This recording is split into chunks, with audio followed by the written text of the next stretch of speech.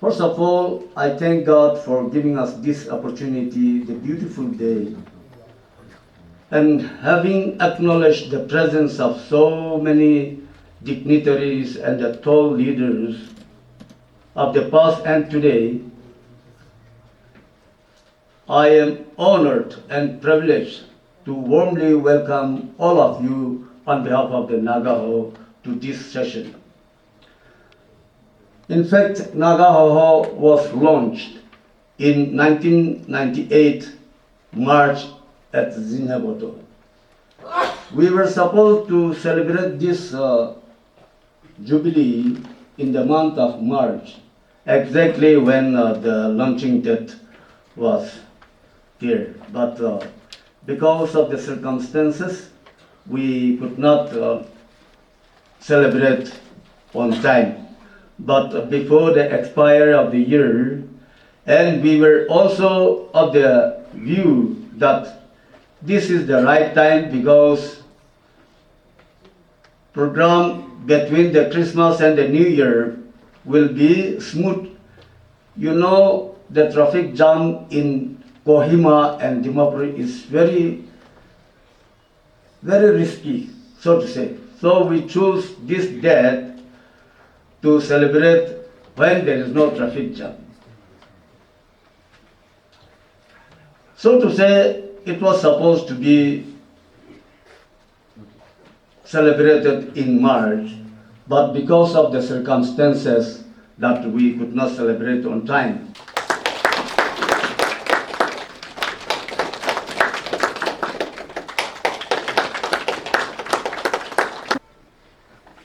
The birth of Naga Hoho was not to give rise to a cult of elite, exclusive people.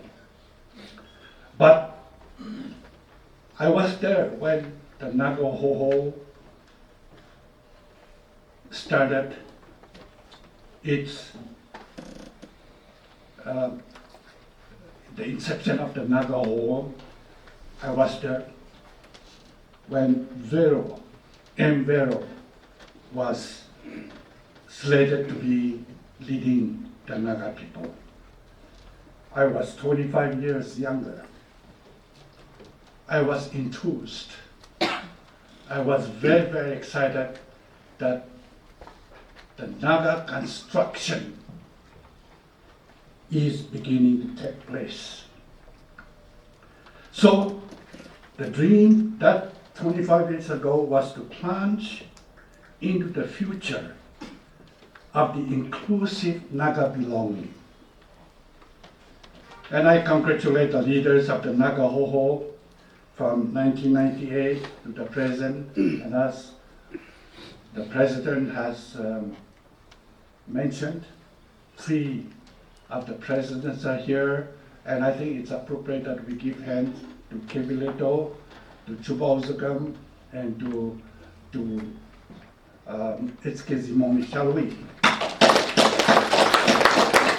Thank you for the leadership, and we also remember the others who have left us, our uncle Vero, who was replaced by Orangse Samtam, and then Orangse was replaced by Pendamayang. At the moment, the signs of the time are paradoxically both existential and future-oriented. And this requires an imagination that sociologist C. Wright Mills a long time ago was talking about. Imagination that enables the possessors like you, an imagination that enables the Nagas to underscore the larger historical scene in terms of its meaning for the inner life and the external carrier of a variety. I'm paraphrasing C. Wright Mills here. I say this because it is quite paradoxical.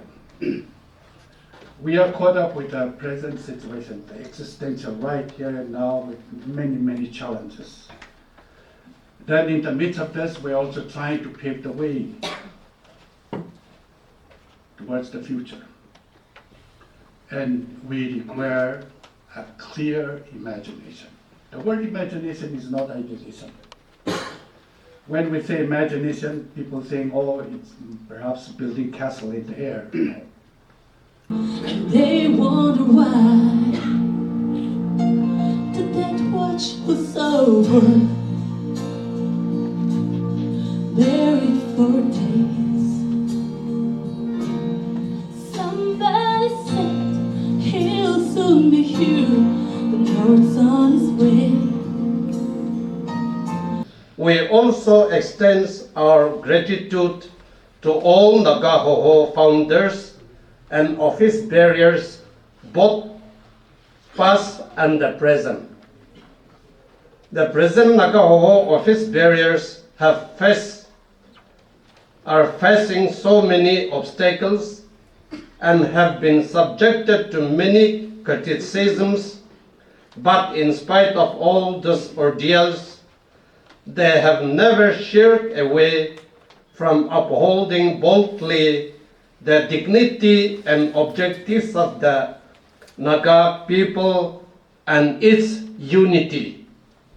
Today, Naga Hoho celebrates its 25 years silver jubilee, creating history that is echoing Nagas are one wherever we are.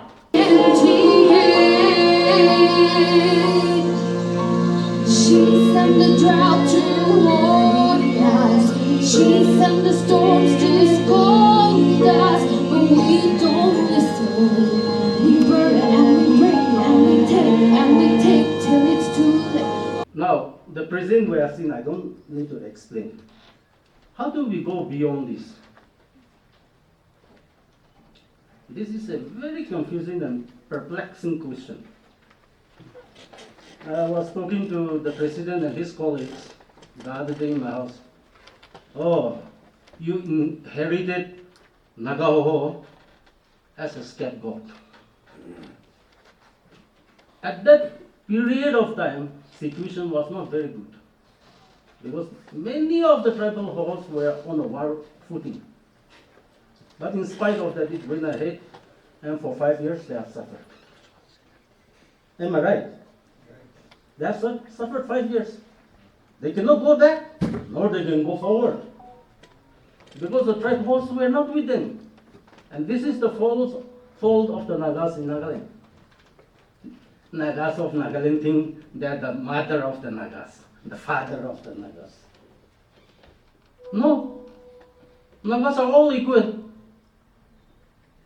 Whether they live in Assam, Manipur, Arunachal, in Nagaland or in Myanmar, we are all equals.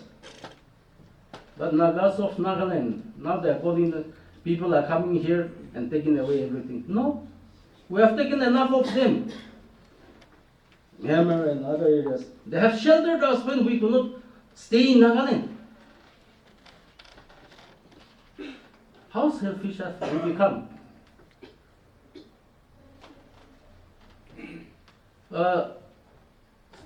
There is a funny story. A friend told me he went to Myanmar.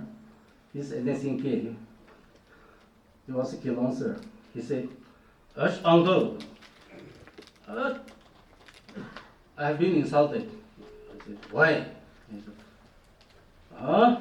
in Myanmar, Nagas are calling the Nagas in Nagaland as Nagli Naga. You are not original Naga. In Myanmar, we are original. The same jargon is being used by Nagas of Nagaland today. Okay? Where are we heading? Are we a people or just a flock of birds? I believe if we can overcome this, we can do great things. Well, touching on this, I would like to also say about unity. When you talk about unity, there is more division. I am not a smooth person. The first thing that comes to me is beginning when EMPO or TMPO was with us and talk started. They said unity first, then solution. In the name of unity, they ran away. They said unity first, and they were the first to break away the Naga people. And now they're demanding for their own statehood. Are we honest people? So when we talk about unity, we have to be very careful. We have to advocate unity in the right perspective. We cannot have a homogeneous, uniformed unity. It should be with a purpose, united on issues. If we are united on issues, then, and remember that I'm also Naga, you are also Naga, we are one. We cannot expect all Nagas to unite in everything, no. Be yourself, I'll be myself. But in certain issues, we must work together, unify together to achieve our goals.